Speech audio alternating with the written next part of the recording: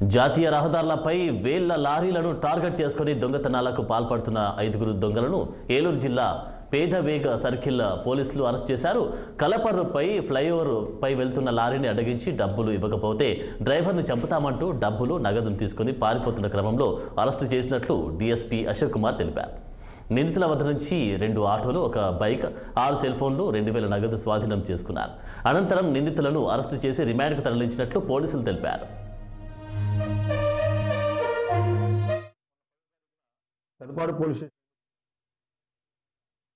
Lorry డ్రైవర్ని ఆపి అతనికి కత్తి మెడ మీద పెట్టి డబ్బులు ఎంత ఉన్నాయని చెప్పేసి అతని దగ్గర డబ్బులు లేవు, అయితే డబ్బులు లేకపోయినా సరే ఈ యొక్క కుర్రోళ్ళు ఏం చేస్తారంటే ఫోన్ పే ద్వారా కూడా మీ దగ్గర డబ్బులు లేకపోతే ఫోన్ పే పెట్టండి, ఆ ఫోన్ పేలో చేయండి అని చెప్పేసి వాళ్ళు దౌర్జన్యం చేస్తున్నారు. ఆ విధంగా చేసి ఒక లారీ డ్రైవర్ దగ్గర 3500 రూపాయలు ప్లస్ సెల్ ఫోన్ తీసుకోవడం జరిగింది.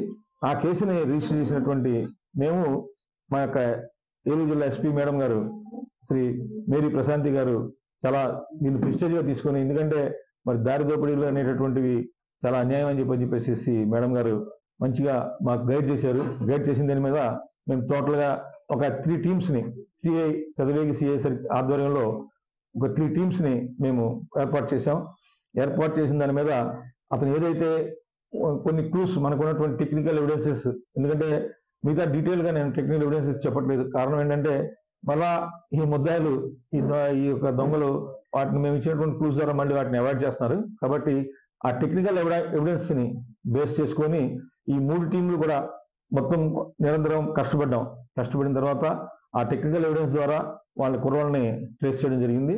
మొన్న 10వ తారీఖున పెదపాడు పోలీస్ స్టేషన్ లిమిట్స్ లో నేషనల్ హైవే మీద ఒక లారీ డ్రైవర్ని ఆపి అతనికి కత్తి మెడ మీద పెట్టి డబ్బులు ఎంత ఉన్నాయని చెప్పేసి అతని దగ్గర డబ్బులు లేవు, అయితే డబ్బులు లేకపోయినా సరే ఈ యొక్క కుర్రోళ్ళు ఏం చేస్తారంటే ఫోన్ పే